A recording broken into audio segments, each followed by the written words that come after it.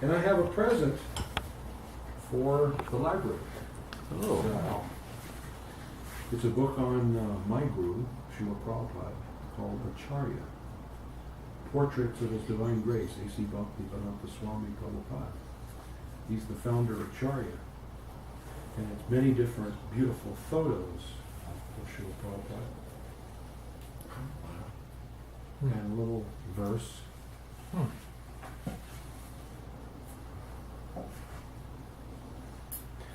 This is a quote from a letter. Prabhupada says, Brahminical life needs to be very, very clean, inside and out. Inside by chanting and hearing, outside by bathing 3 times daily. So Brahmins should take at least 2 baths a day.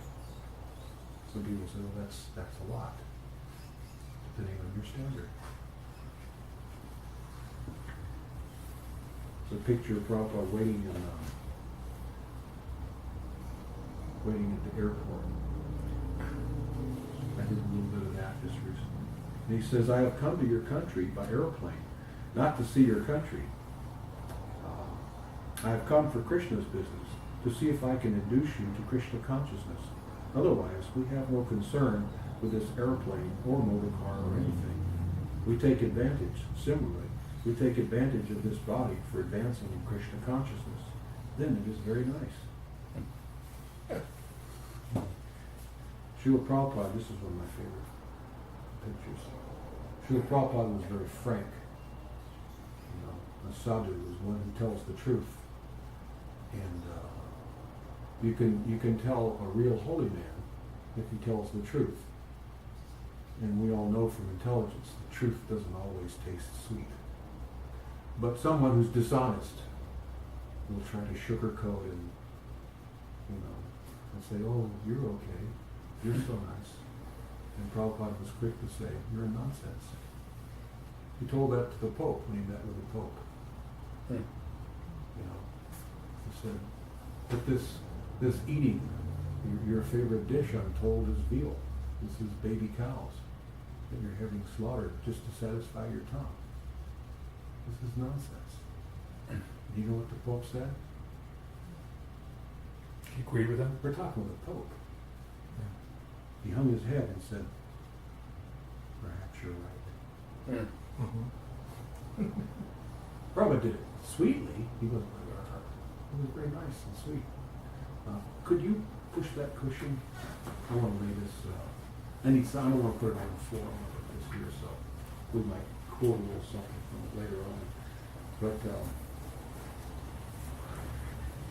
should we roll? What should we do? Kirtan first, or what? We can do more kirtan, or what's up to you? Yeah, let's do about 5 minutes kirtan. You want to lead? Yeah. Okay. Is that okay? Please.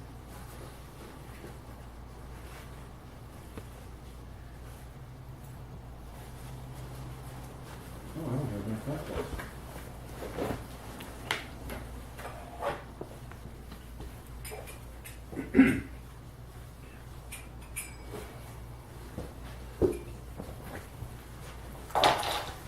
A little disorganized.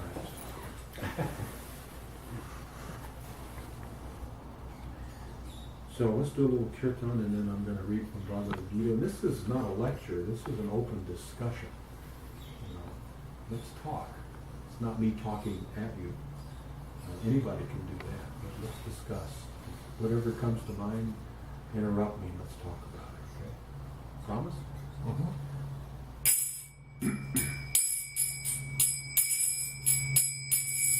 Hare Krishna, Hare Krishna, Krishna Krishna, Hare Hare, Hare Rama, Hare Rama, Rama Rama, Hare Hare, Hare Krishna, Hare Krishna, Krishna Krishna, Hare Hare, Hare Rama, Hare Rama, Rama Rama, Hare Hare, Hare Krishna, Hare Krishna, Krishna Krishna, Hare Hare, Hare Rama, Hare Rama, Rama Rama, Hare Hare. Hare Krishna, Hare Krishna, Krishna Krishna, Hare Hare. Hare Rama, Hare Rama, Rama Rama, Hare Hare. Hare Krishna, Hare Krishna, Krishna Krishna, Hare Hare. Hare Rama, Hare Rama, Rama Rama, Hare Hare. Hare Krishna, Hare Krishna, Krishna Krishna, Hare Hare. Hare Rama, Hare Rama, Rama Rama, Hare Hare. Hare Krishna, Hare Krishna, Krishna Krishna, Hare Hare. Hare Rama, Hare Rama, Rama Rama, Hare Hare. Hare Krishna, Hare Krishna, Krishna Krishna, Hare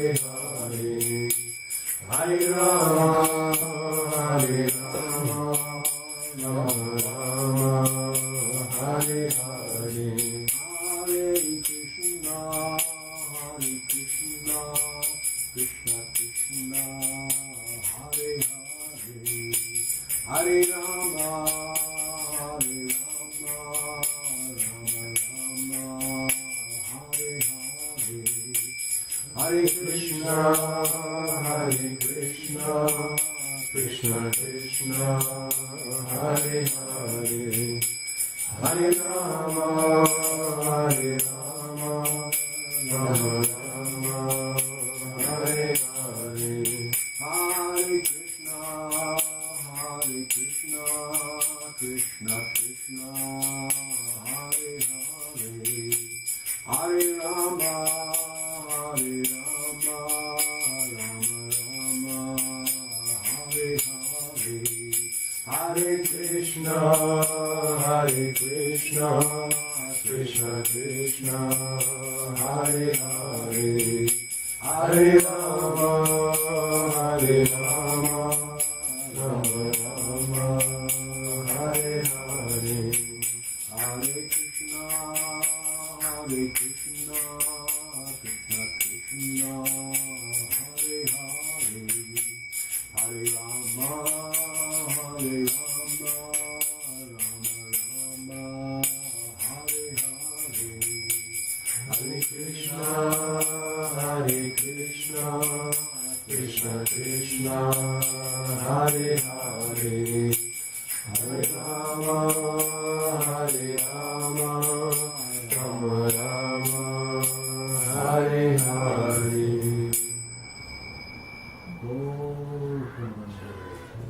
I thought that might try to draw another soul. Mm-hmm. Hi. So,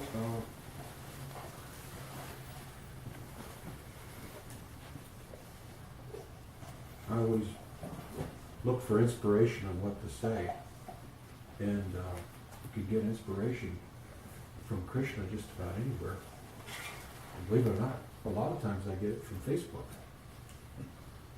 So I checked my Facebook earlier today, and I saw this nice post on there that I took it as Krishna speaking. This is what I want you to talk about tonight. And oftentimes I see posts that are very sweet things, very nice things, you know. Quotes from Rumi. You know, you've heard of Rumi? You know, very intelligent, nice person that said a lot of nice, wonderful things. I hear quotes about, you know, from this one and from that one. But one of my dear friends and students, who's in this room right now, Jorge, had something on his page, Bhagavad Gita, 6th chapter, 30th verse. And I thought, I think, my dear Lord, this is what you want me to talk about.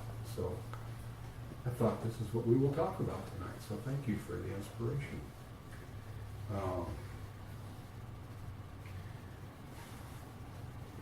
6th chapter, 30th verse, Krishna says, Yo mam pasati sarvatra, sarvam cha mayi pashyati, dashaham na pranashyati, sacha me na pranashyati. Translation, Krishna says, for one who sees me everywhere and sees everything in me, I am never lost, nor is he ever lost to me. So, Srila Prabhupada writes in the purport, a person in Krishna consciousness certainly sees Lord Krishna everywhere, and he sees everything in Krishna. Such a person may appear to see all separate manifestations of the material nature, but in each and every instance, he is conscious of Krishna, knowing that everything is a manifestation of Krishna's energy. Nothing can exist without Krishna, and Krishna is the Lord of everything. This is the basic principle of Krishna consciousness. Krishna consciousness is the development of love of Krishna. Sometimes people ask me, what is this Krishna consciousness all about? We only have one purpose, to develop love of God. That's it. That's the sum total of everything. Along with developing love of God, we learn how to love one another. But until we learn how to love God, we don't have a prayer to love one another or to love.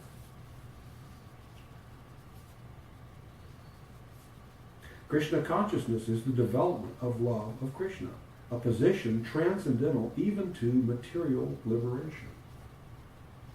That's an unusual statement, isn't it? What is material liberation? Anybody want to venture a guess? What is he talking about here? And there's liberation. What is material liberation? Going beyond matter. Yeah, going beyond matter. Which is a lot of things. A lot of people are seeking to do that, and that's very noble.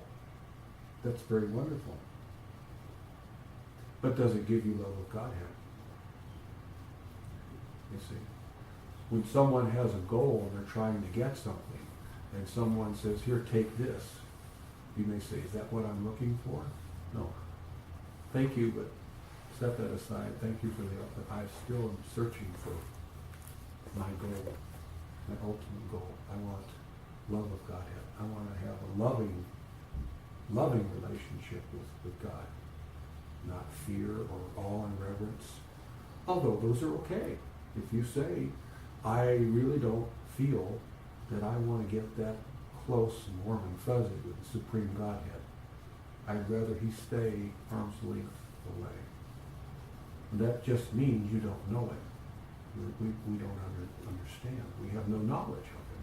So therefore there's fear of the unknown. So therefore if you don't know God, and you become a good God-fearing person.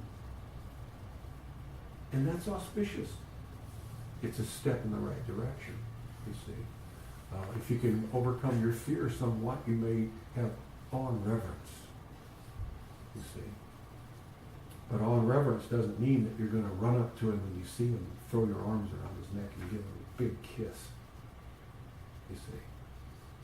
So this Krishna consciousness is a science to help you come to that position that when you see the Supreme Godhead, that your heart is overjoyed and you shed tears of ecstasy, and immediately you run to him and grab him in embrace. My dear one, I love you so much, with no fear, no awe, no reverence, just love. Now that includes everything else. You see? You can say, well, I'm going to start out by fearing God. I'm going to start out by respecting God. I'm going to start out by giving him awe and reverence. I'm going to go. But when you get to the point that you are madly in love with him, having Loving exchange. That includes, it means you've transcended all these other things. You see? It's not that, well, some people may argue, well, you know, I don't even believe that God has a form. I believe God is just energy. You know? Well, you could say, you know, you may say, I don't even think that you're right. I don't even think that God has a form. You see? I think that I'm right. That he doesn't. He just has energy. God's just, you know, this buzzing ball of energy that permeates everything, you know, cosmos. And from that idea, we can talk very flowery words. We can say things if we stop on that level that sound very sweet and warm and fuzzy. You know, very nice things that may help you through the day, cheer you up, you know, make you feel good about yourself. Something I could say that's a quote from maybe Rumi or someone, all respects, all due respects, that'll make you feel good and make you go through the day feeling better and maybe even more productive, you see. But the question that the Bhakti Yogi asks is, does it give me love of Godhead? Thank you is very nice, you know, but does it give me love of God, which is what I'm seeking, which is the difference between the Bhakti Yogi and other yogis. Other yogis are seeking other things, mystic potencies. Liberation. Liberation means I want to leave this world in the cycle of birth and death and go merge in the Brahman. You see, God is light. And I want to merge and become a part of that light. And you can do that. The Bhakti Yogi says, that's great and wonderful, but does it give me love of God? No. No. You see? Oh, no. They'll say, it gives you bliss and shanti, peace. Oh, that's very wonderful. I love peace and I love all that. But does it give me love of God yet? See? So we're asking different questions. Very few people on the spiritual path ask that question. They don't have that as their destination, you see. That's not their intent. Intent is so many other things. I want to be freed from the cycle of birth and death. Very wonderful. That's very spiritually intelligent. You see. I want to feel peace. That's intelligent. I want to feel some ananda, some bliss. Very intelligent. But what are you going to do for love? Which is really what drives the living entity. That's the force that we all feed on, you see. So we say to that fellow that's very good. If you want, you know, to go to the light, that's very good. However, there's something else that you might consider. There's another destination you can actually go. There is light, but there is the source of the light. It's not just. It's just like, you know, the sunshine. You see the sun coming through a window. You know, you've seen that, haven't you? The sun streaming through a window. And especially in colder weather, you know, you can put your hand into the sunlight and you feel the warmth. And it's very nice. And you think, this is the sun. If it wasn't for the sun, this wouldn't be here. The sun has come into my house and I'm feeling it and it's lighting my room. Isn't it? That's true. This is the sun. I'm feeling the sun. The warmth of the sun, I can feel it. I'm experiencing it. I have the sun. But the sun is 93 million miles away. What you're seeing is the energy of the sun. The energetic, the source of that energy is 93 million miles away. You see. So I may become delighted that I have sun, but there is a source. We can move beyond the energy to the energetic. And someone may say, I don't care about the energetic. I'm satisfied with the energy. Okay, very good. Peace be with you. What is it? Live long and prosper. I can never do it because my fingers don't work that way. Live long and prosper.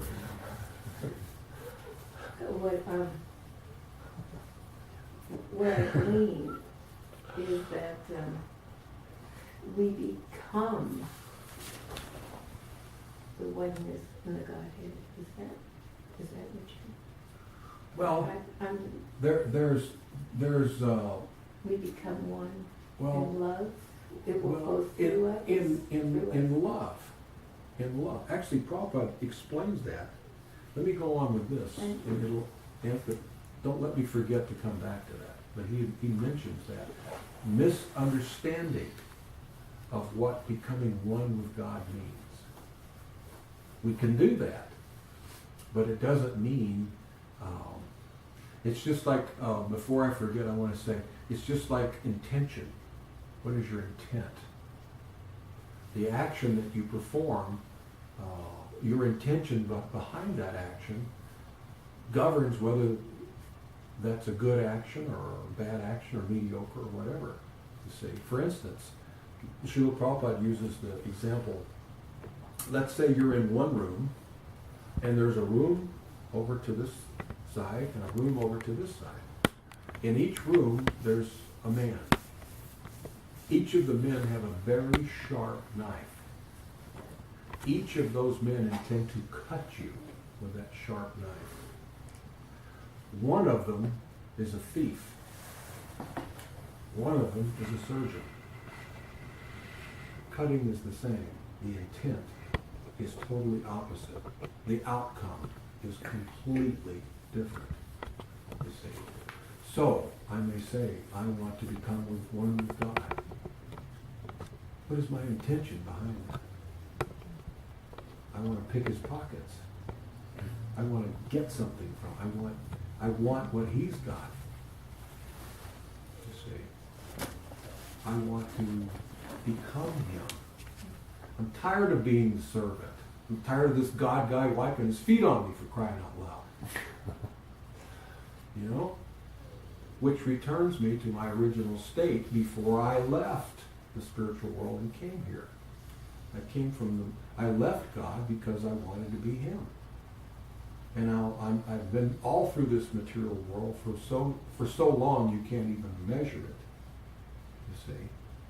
And then I may get some spiritual intelligence that makes me think that now I want to get liberated from this cycle of birth and death. And I want to go back and I want to merge with him. In other words, I still have the sickness. I want to be him. I can't be him in his kingdom, so I left and came here to try to be him, along with all the other entities that are trying to be him, which is why we compete with each other. We all want to be the center of attention, you see. So I have the same sickness that I had when I left. I haven't been cured. But I've developed some quote-unquote spiritual knowledge. I've come to the realization that I'm not this body, that I'm an eternal living entity. That's a giant step forward. So now I've discovered that through some mystic process, yogic process, or whatever, that I can escape, have my soul leave this material world and go back to the spiritual world and become God, or merge with God. I'm still sick. I've become quote-unquote spiritual. But my intent is the same as it was when I first got myself into this difficulty, you see. So if I return, if I'm liberated, and I merge into the light, which we can do, we're not arguing, that's possible. Krishna says it in Bhagavad Gita. He discusses it. He even tells the process. If this is what you want, this is what you do. You know, Krishna's not twisting anybody's arm.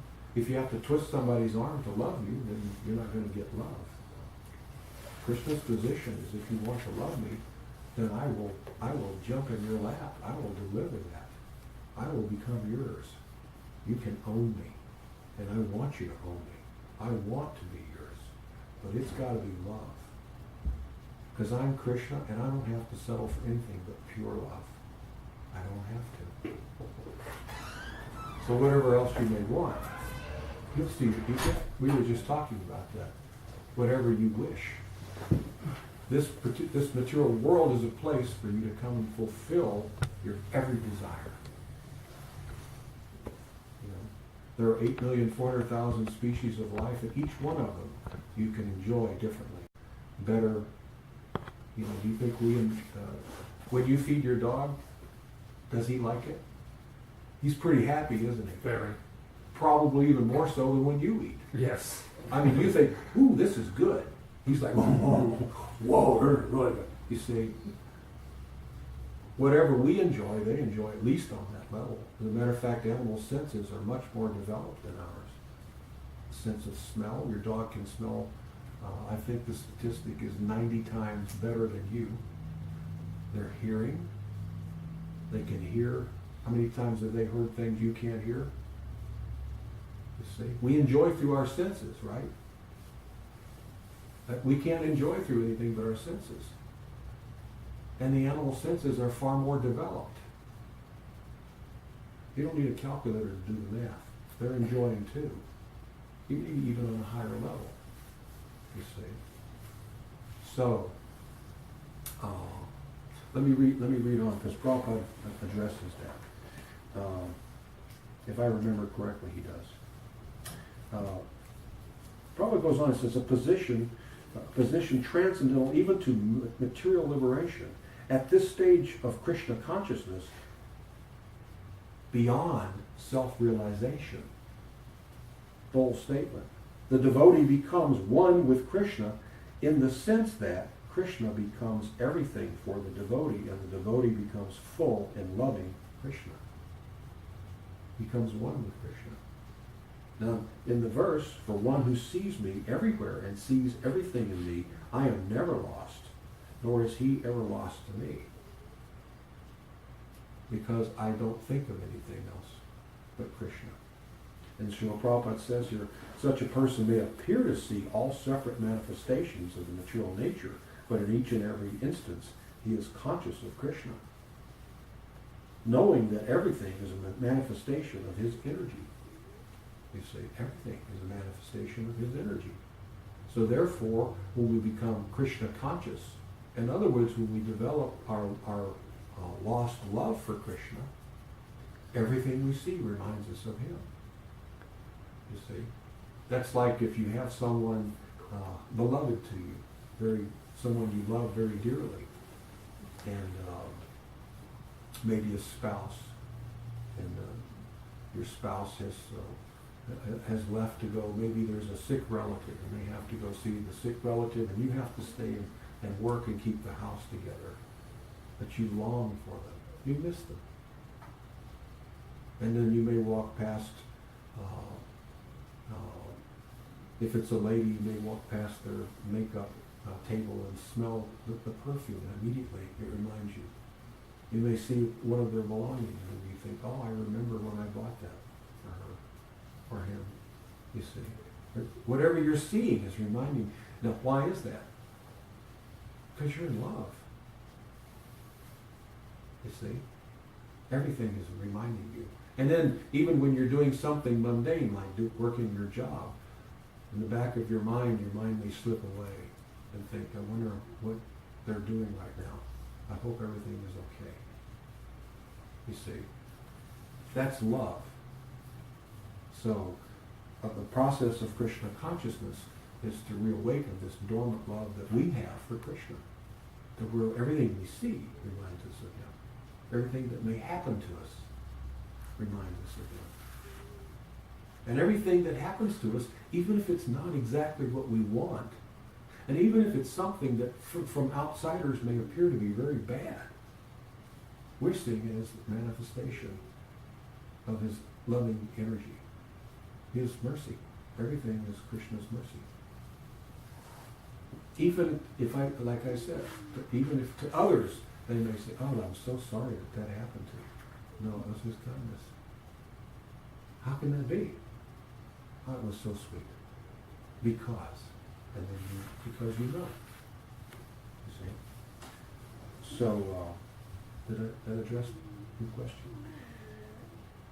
I just have one quick question. Sure. So actually maybe two questions. So in the middle of that paragraph where it says at this stage of Krishna consciousness beyond self-realization, which you're right is a bold statement, but what does self-realization mean? I mean, and it's a term that's used so widely that I'm thinking it's losing its meaning. And you're right. It's like, and our society does that. Right. You know, we overuse things and misuse them. It becomes hip to say certain things, so I'll start to say it in times when it really doesn't fit. You know, like, boy, that tattoo is awesome. Well, it's not. Awesome is a really big word. You know, awesome means we see, awe, you know. I've just been hit by awe. It's a word basically for something like God or some sort of an epiphany. But we misuse it because we're dishonest. You see. People say things like, in the heat of anger, you know, you always do that. Well, that's not true. You don't always do that. You never buy me anything. That's not true. You see what I mean? This is emotion. It's dishonest. You see, we're taught in marketing. I remember in marketing schools I went to not to use words like never and always, because subconsciously people know you're lying. Now they may not put it together, but subconsciously they know this guy will say anything because he just said, "I'll never let you down." You know, my company will never. Well, that's not possible. This is the material world. Anything can happen. I'll never leave you. Really? You could die any minute, you fool. You could get hit by a truck. You know. I'll always love you. Well, I'm looking around, there's a whole lot of people in the world that don't always love anything or everybody, you know. You see what I mean? So, yeah, that's, self-realization has been, you know, we adapt it to mean whatever we're selling, whatever idea we're selling. I'm selling it because I got a warm and fuzzy and I want you to have a warm and fuzzy for me saying it. And then you'll think, wow, this is a really cool guy. And, you know, my intention. What is my intent? Am I really trying to save you from something? Or am I just trying to be social? I mean, that's all wonderful to want to be warm and fuzzy with people. The highest warm and fuzzy that you can have is to open someone's eyes to who they are. Who are you? You're an eternal servant of God. Period. That's self-realization. So beyond self-realization, now I've just realized myself. Now I know who I am. I know what my activities are eternally. I'm nothing else but an eternal servant of the Supreme Sweet Lord. That's it. Now once I understand that, that can lead me to loving service. Krishna consciousness. Krishna consciousness means I serve him with all my words, thoughts, and actions out of love. Because I just really don't care about anything else except my loving relation. Just like being in love.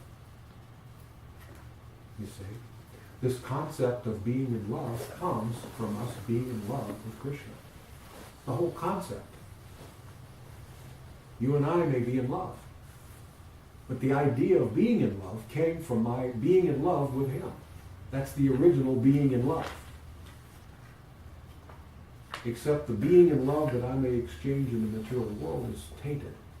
Because I may be in love with you as long as I get something in return. You know, as long as you're attractive, as long as you don't chastise me too much, as long as you don't embarrass me, as long as you have money, so many things, see. there's strings attached. It's conditional. Conditional. There's conditions to it. Our love for Krishna is unconditional. His love for you is unconditional. You see, he's not angry at us because we left and want to come here and be God. You know, it's kind of like a father. If the little boy, 5-year-old boy says, "Well, look, I'm mad at you, and I'm going to run away from home and buy my own house." And the father says, "Did you hear what he said? He's going to buy his own house. You're going to have a car. Yeah, I'm going to have a car better than yours." You know.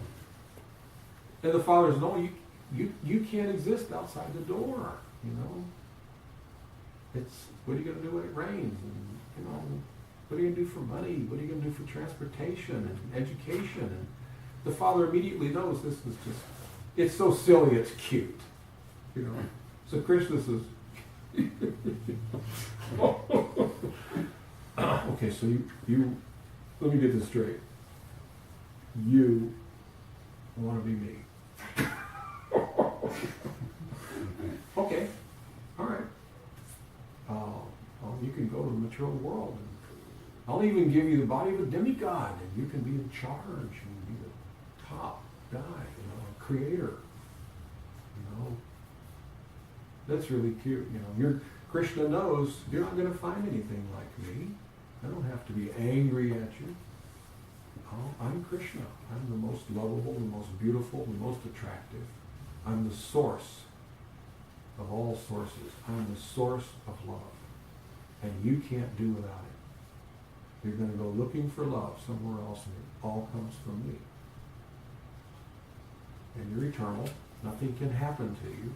And I'm going to come with you as Paramatma, Super Soul, Holy Spirit. I'll be with you. You won't know it, but I'll be right by your side. Prabhupada describes that here too. Let me go on. Is there any more? Just oh, you had two. Yeah. Well, it's just one. It's a real quick one. It's just to clarify.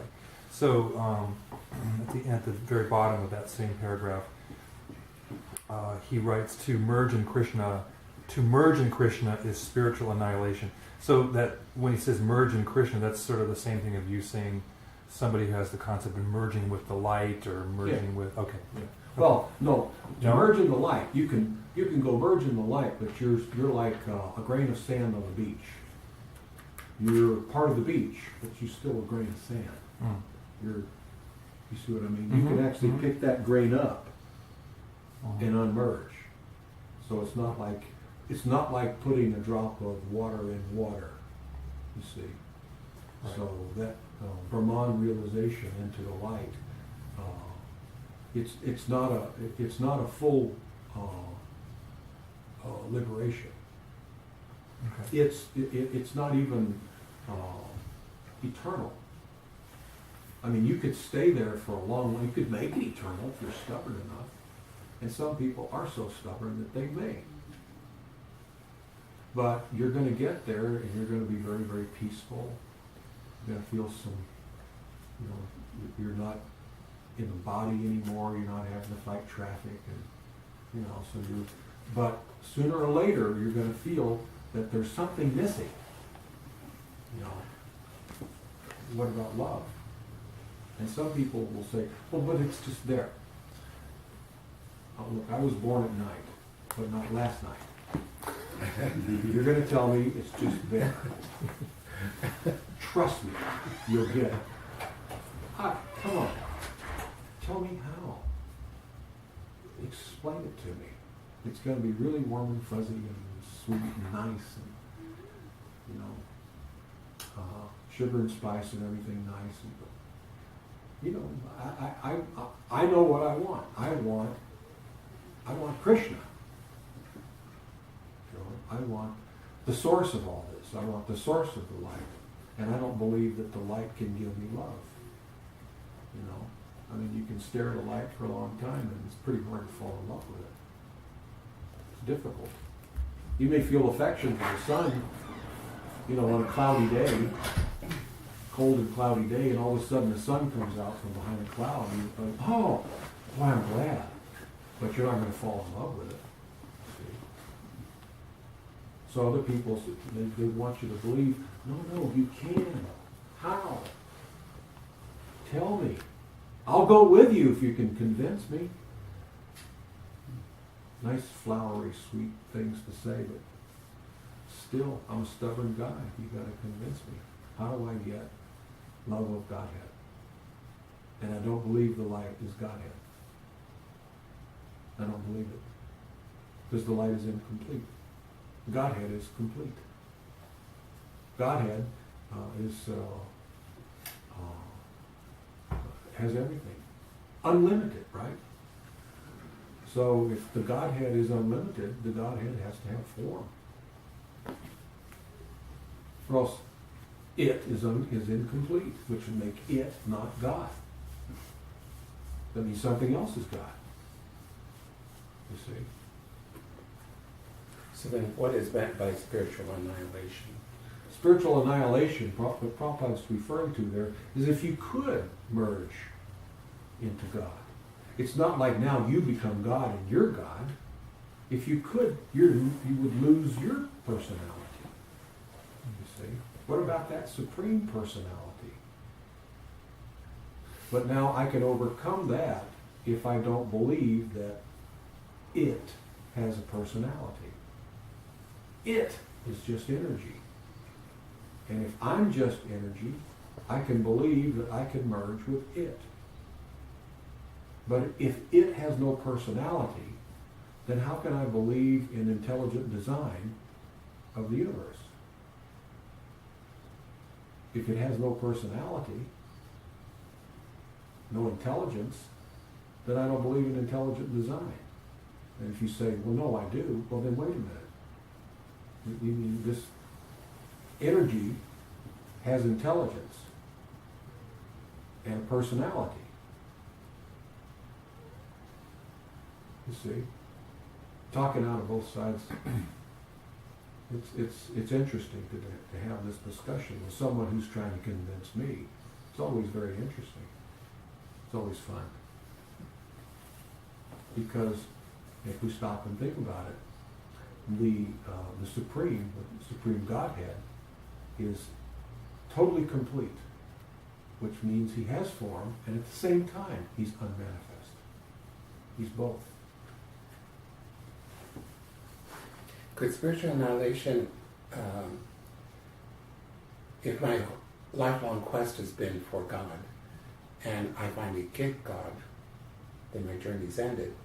So could that be spiritual annihilation? There's nothing more to seek. Well, actually, when we get God, our journey's not over. We get him, but what I get this moment will increase the next moment. And then the next moment after that. It's not like he's a moving target. He's not just a thing, just one, you see. And not your relationship and your love for Krishna, your loving exchange with Krishna doesn't increase by just a couple of points. It increases immeasurably, consistently. It's inconceivable. It's inconceivably ever increasing. There's no limit. We can't think about things like that. It's difficult for us because in the material world there are limits. You've had people who look, now there are limits. We've heard that. In the material world, things have a beginning, they have an end. And there are limits. That's not true in the spiritual world. There is no beginning, there is no end, and there are no limits. You see, in the spiritual world, we're liberated from these laws of beginning, duration, end, and limitation. You see. So when we get him, that's just, he keeps expanding. It's like when we please Krishna, he becomes incredibly pleased, which causes us to become incredibly pleased, which causes him to be incredibly pleased. You see what I mean? It just bounces back and forth for eternity. There is no limit. And A maturely minded person would say, well, come on, this has got to top out somewhere. You see? I mean, how much love can a guy take? Try me. Try it. Let's find out. Let's go there. You see? I mean, if we get to the point where we say, look, Krishna, that's enough. You ever had somebody who tells a joke and it gets you laughing, they keep telling jokes, and you're laughing so hard you even stop for a minute, you can catch my breath, my side's hurting. Will it be like that with Krishna? Will you say, look, enough of the love, I'm dying here, you're killing me. Well, quoting the famous Mae West, who said, what was it? Sometimes, what is this? How does she say it? Sometimes too much, that's how it was. Too much of a good thing can be wonderful. Yeah. Yeah. Oh, this is too much. Give me more. But that's the true definition of self-realization, that I am a creature of love. You see, my original, that's why we say Krishna is the original. We call him the supreme personality of Godhead. He has unlimited personalities. But with those personalities, you don't exchange unlimited love. You see? And many people say, well, I believe in, and they'll name, an expansion of God. And say, I believe that's the supreme. And there's a barometer that you can use to see, could this possibly be true? Is this the form of God where the ultimate love is? There's a question you can ask.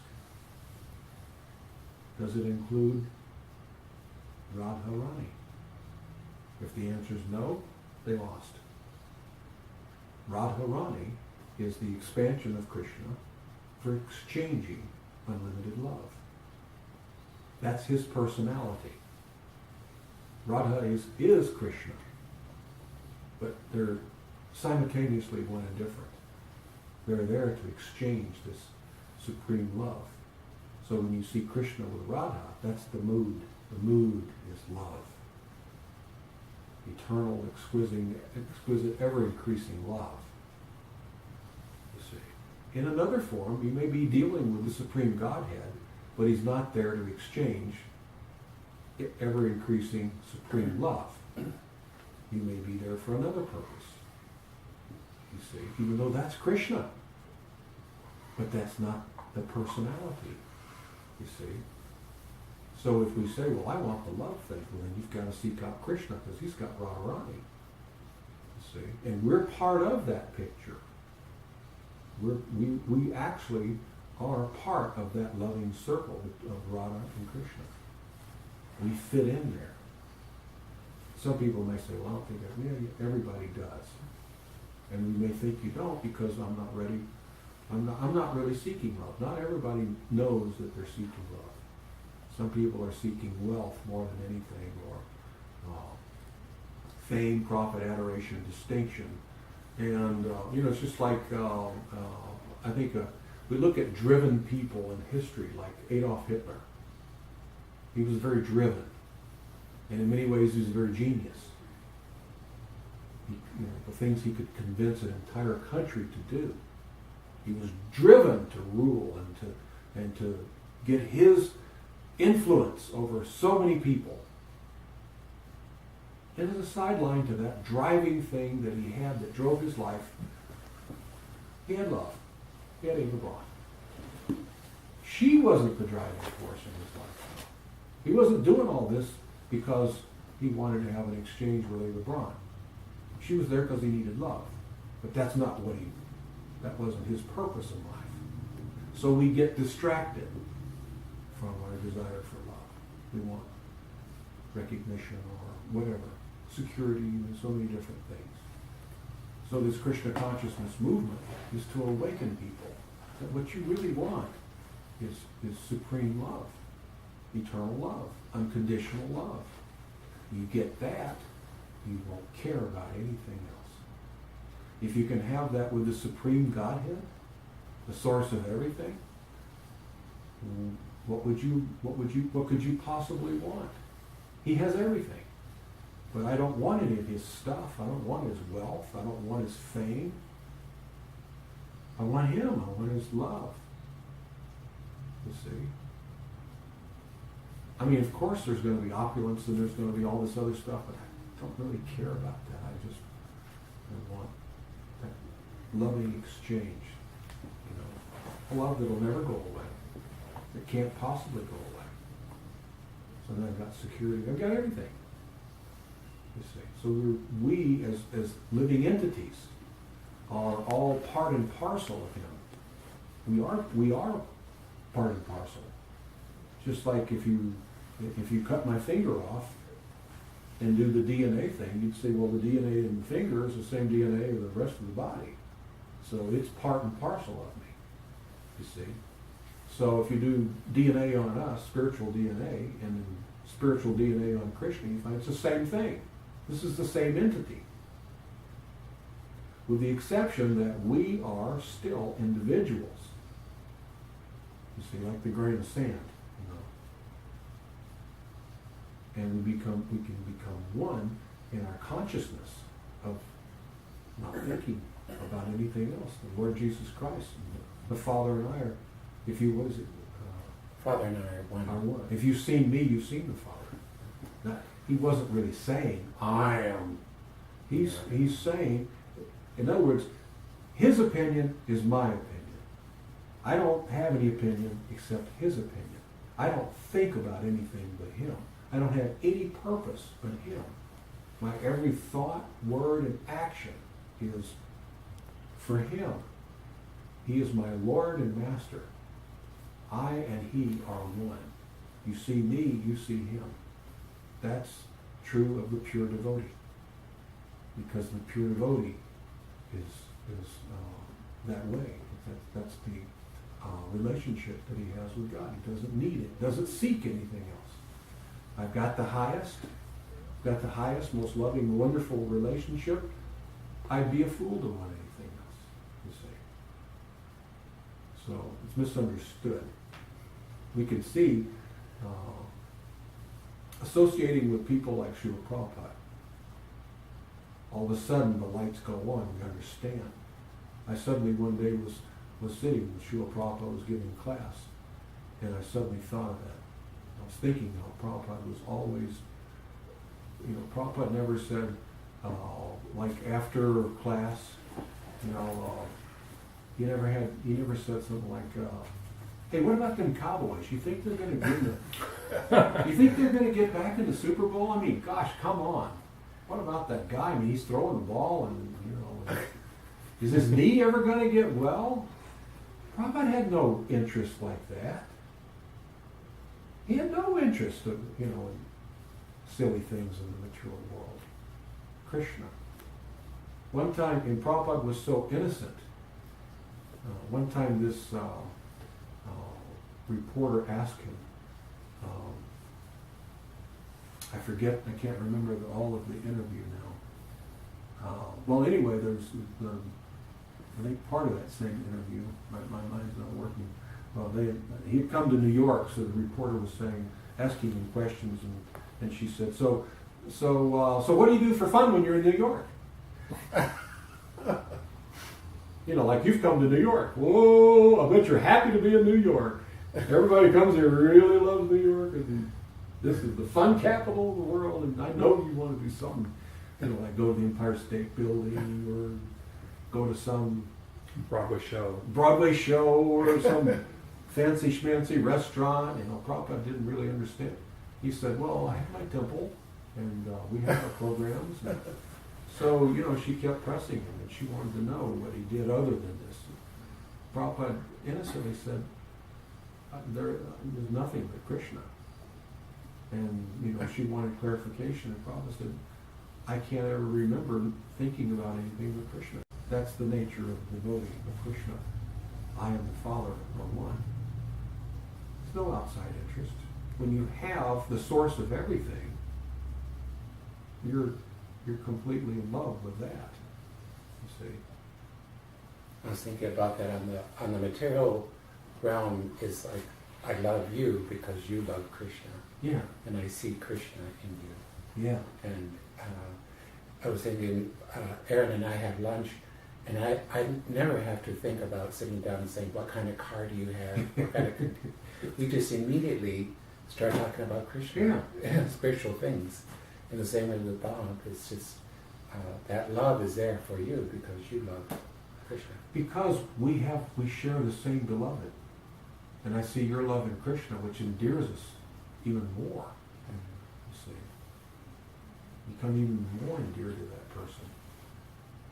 We both love, our love is directed to Krishna.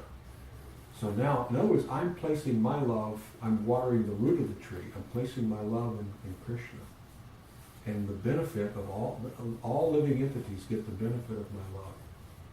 We can actually see beyond that in more advanced stages. Even if you were an atheist, I have love for you because I see you as a servant of God. You simply don't understand. You see. Or if you're an impersonalist and you think, God's just light, that doesn't stop me from loving you. You see. There's more to what you believe is there, but there's more to it. So the advanced devotee sees you're really a servant of God. You've forgotten it right now. You don't hate somebody because they have amnesia. You don't understand. Or if you have someone who is, I'm trying to be politically correct. There's certain terms we don't use anymore. Like if someone is retarded, do we use that? Actually, that strangely enough, that word has come back into use. Has it? Yes. Okay. That's Let's say, acceptable to use. Sometimes people say just mentally deficient. Or whatever, but mentally deficient. You go to an asylum, Mm-hmm. and there's somebody there who thinks he's Napoleon. Do you hate the guy? He's obviously wrong. If you have a child that's mentally deficient, you might even love the child even more than the ones who aren't. That child gets even more attention, you see. So that's the nature of a devotee. Someone who's a little spiritually deficient, they need my love even more. You see, it's not that we shun them and say, oh, you're not one of us. No. We can have our exchange, and I love you, and my love for you grows when I see your love for Krishna. And we see someone who may not think that they have any love for Krishna, but doesn't mean we don't love them even on an equal basis. Does that make any sense? Mm-hmm.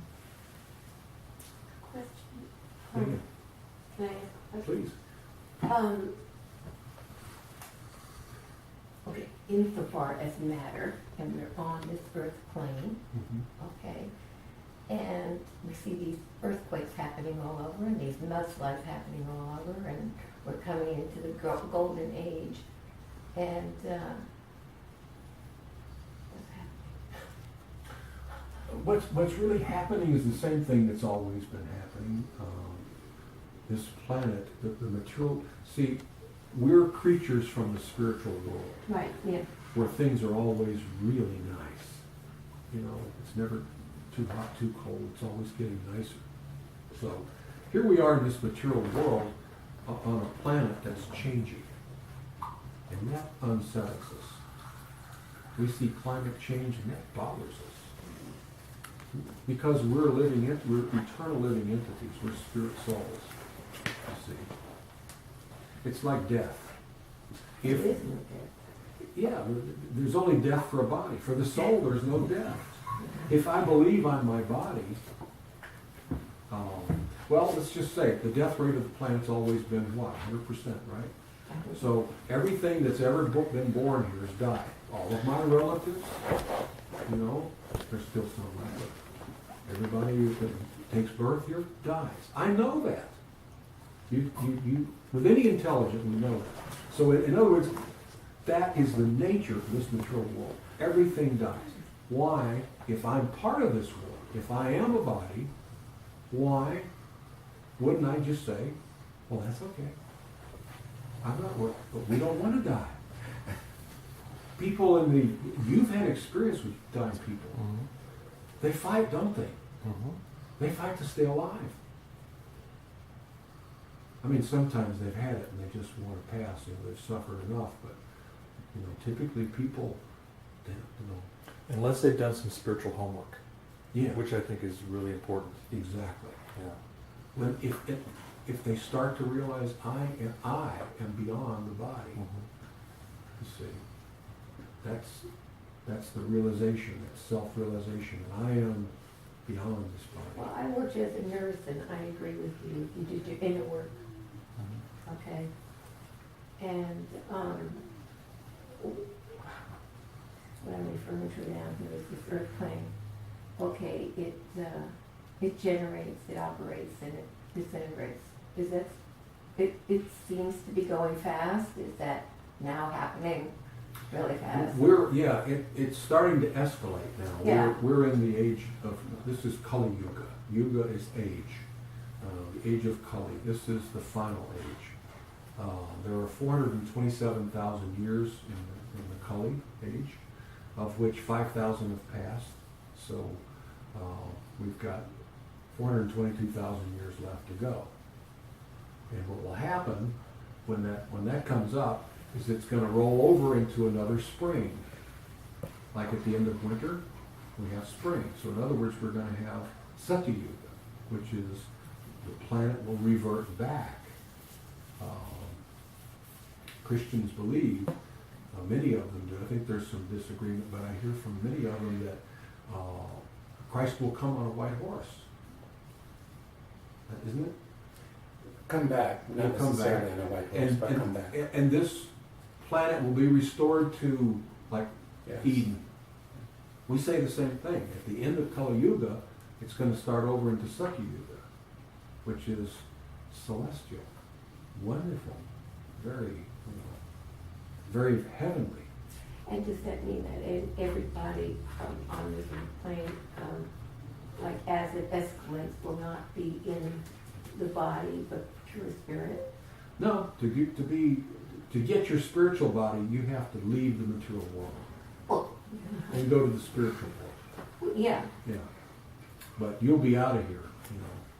I'm talking about everybody I see, or humankind. Until they become liberated and their soul leaves this material world into the spiritual world, then they'll still be here taking body after body after Oh, they're body. going to be reincarnated. Oh, yeah. Oh, that's yeah. what you Yeah, know. they'll go on and on and on. Because I was thinking about the mud and wherever, and Yeah. this mudslides, and I'm thinking, well, how could they be in body? And that's why I'm thinking about everybody else. I mean, that humankind, that do we reach a point where we will not have bodies, and if we haven't done our spiritual work, we come back like a classroom again and learn Well, again. we can stay here as long as we want to, until we can overcome the material energy. The only way we can do that is with the help of Krishna. We need God's help to overcome the material energy because it's too strong. It's too binding. We're too conditioned. You see, the problem that we have is we are convinced. Although we may have some spiritual intelligence, we're still convinced that we're these bodies. We still make decisions based on the body. A true spiritualist makes decisions based on spirit. You see, that's what Prabhupada's talking about here. The devotee, when he starts to develop his love of Godhead, he makes all of his. He may see something. He notices the material world. He may see a beautiful sunset, and think that, Krishna, you're so sweet. You're doing this just to be so kind. Whatever he sees, this is all Krishna's energy. You see, he sees Krishna in everything. So, let me just read a couple more sentences. I just want to finish this. Prabhupada, he quotes, to merge in Krishna's spiritual annihilation, a devotee takes no such risk. It is stated in Brahma Samhita, I worship the primeval Lord, Govinda, who is always seen by the devotee whose eyes are anointed with the pulp of love. He has seen in his eternal form of Shamsundar, situated within the heart of the devotee. He realizes, God is in my heart. He also has his supreme personality, but he's with me. At this stage, Lord Krishna never disappears from the sight of the devotee, nor does the devotee ever lose sight of the Lord. In the case of a yogi who sees the Lord as Paramatma within the heart, the same applies. Such a yogi turns into a pure devotee and cannot bear to live for a moment without seeing the Lord within himself. So,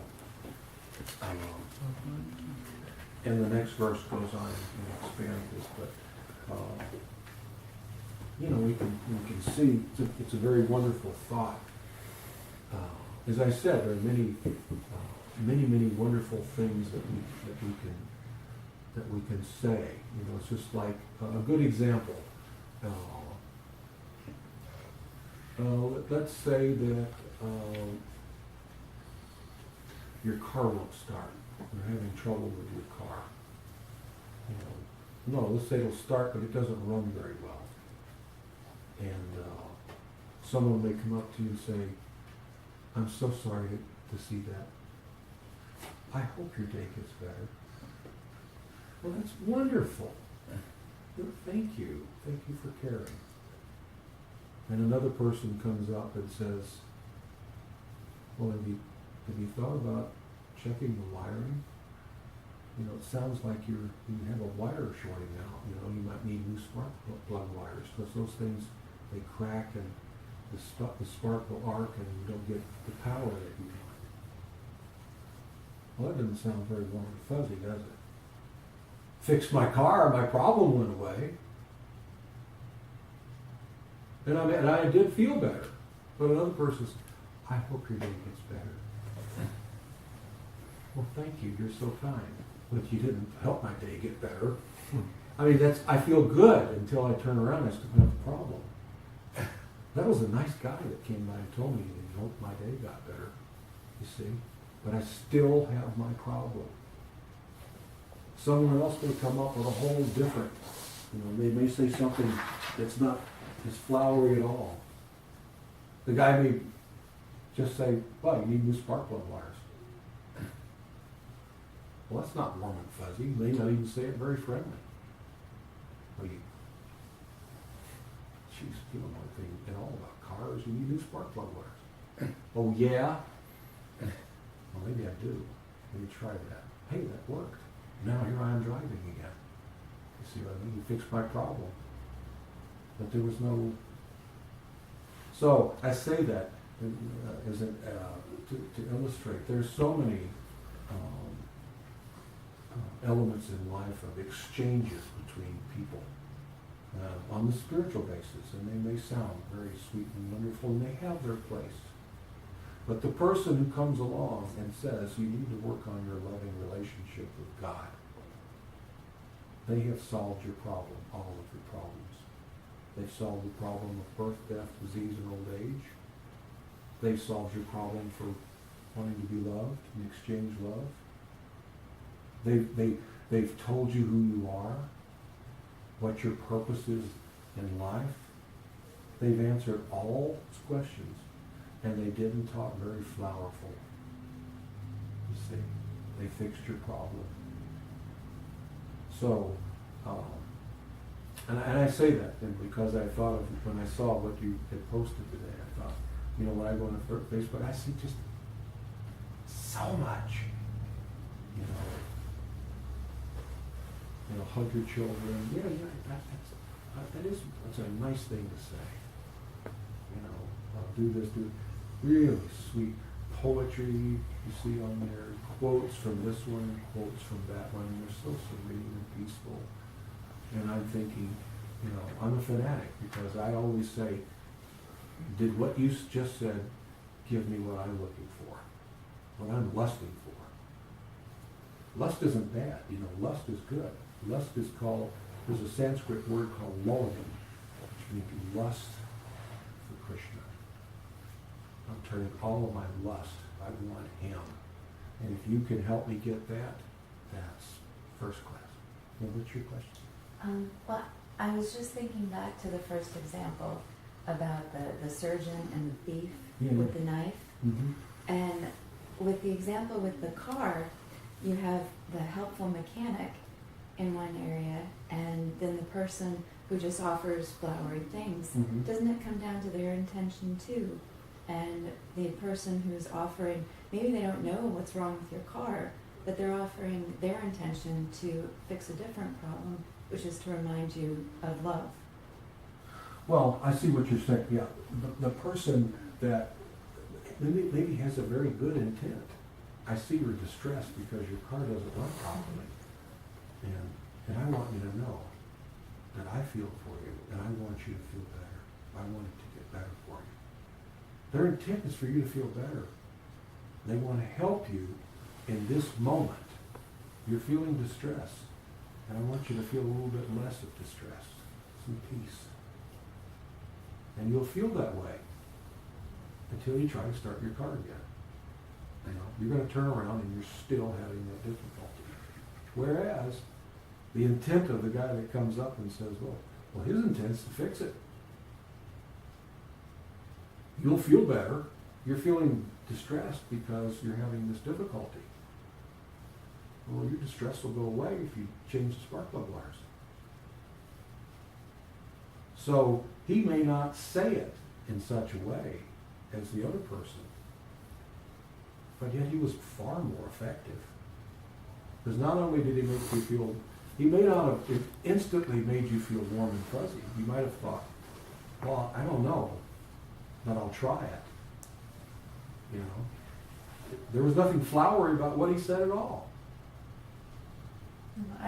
But you change the wires and you say, lo and behold, that guy was right. And then you think, what a nice guy. I wish I got his number in case it goes and have another problem, you know. I mean, he's the only guy that I've bumped into in weeks that said anything that worked. Everybody else says, you know, maybe you should do this or maybe you should do that, or maybe you should seek counseling, you know. But this guy fixed my car. I love the guy. See? Does it make any sense? It does. I actually had my car break down once, and I called a guy I was dating, and all he said is, "Oh, that really resonates with me." And I thought, well, what a... This actual thing happened. and then one of my other guy friends came and like helped me out.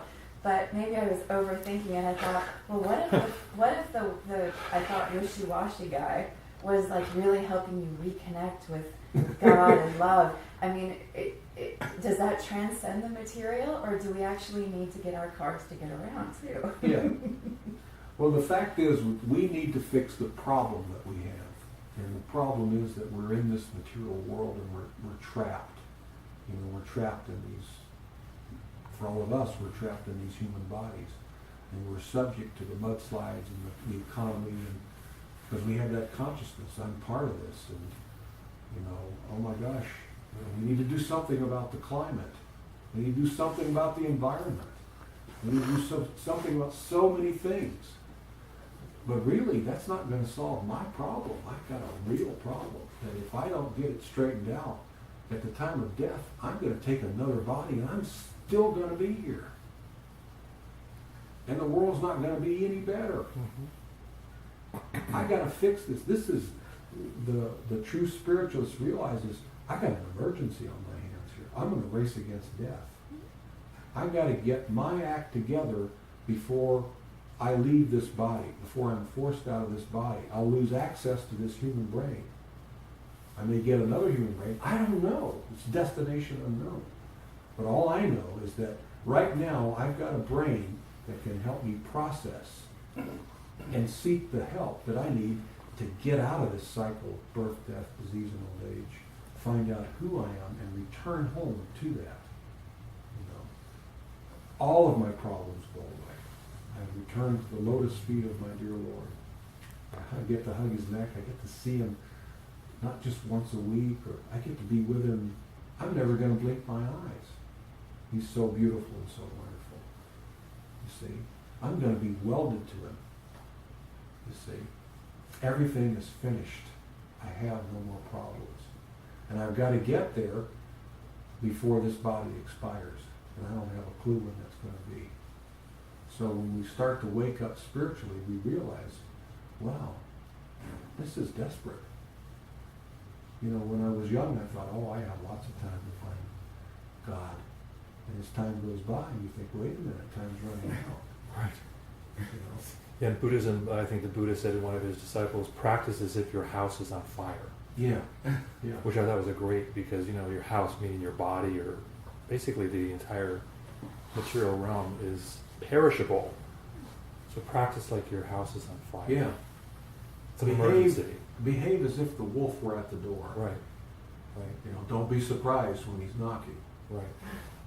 Just always be waiting. But I don't want it to end on a dark note. And the fact is, for the devotee pursuing love of Godhead, Krishna says, oh, so that is your desire. Now you want me. You don't want to merge and you don't want to go into the light. Now you want my embrace. And that's what I want. So now our desires line up. You see, Krishna will give us whatever we want, but as soon as I want exactly what he wants my embrace. I want his embrace. And at that point, Krishna says, okay, you've got it. So I don't have to wait till I die. When you practice Krishna consciousness, you're already liberated. It's already finished. You don't have any problem. You have love of Godhead. Now it'll grow and it'll increase, but you already have it. It's finished. The problems go away. You don't have to wait to death to see if there's a God. He will embrace you. Now people always want to know, well, how? You know, do you see God? You know, well, he's with me all the time. And sometimes he'll do things to catch my attention. Like we were talking about. He makes it very evident. It's very sweet. But we have to be paying attention. We have to. So, for the devotee on that path back to Godhead, pursuing love of Godhead, that's exactly what he wants. And he's used to getting his way. But he's not going to force us. He wants it. And as soon as we want it, oh, bingo. Now you want what I want. So you have it. And to the point, to the degree that we can let go of our attachment to the material world, we can have all of him that we want. And the more we get of him, the more we want to let go of the material world, our attachment to the material world. So it's something that you can enjoy now. It belongs to us now. All right. As usual, I've talked too long. No, not enough. So sweet to be back. Yeah. You mentioned about the flowery language and all that, and I was thinking about that verse, what can be satisfied with a small well can easily be satisfied by a large reservoir of water. And that, like, the Vaishnava, I just recently got a Vaishnava songbook, and I mean, it's the most beautiful songs and poetry you can imagine in Krishna consciousness. Yeah. You don't read anything that sweet anywhere. So I was just thinking, you know, although they're trying to solve the core problems, they also have the incredibly beautiful poetry and that's the bliss of the living entity awakens when he gets close to Krishna, and he becomes poetic. You know, it's just like reading the works of Bhaktivinoda Thakur, the most beautiful love songs to Krishna, the most beautiful. I mean, you read it and you just feel tears. It's so sweet. You know, this realization. The poetry of the pure devotee is absolutely amazing. Srila Prabhupada had that potency.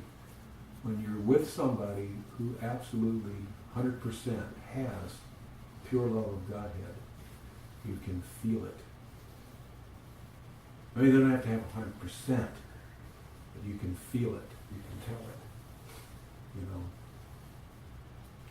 So, all right, let's wrap it up. Thank you all so much.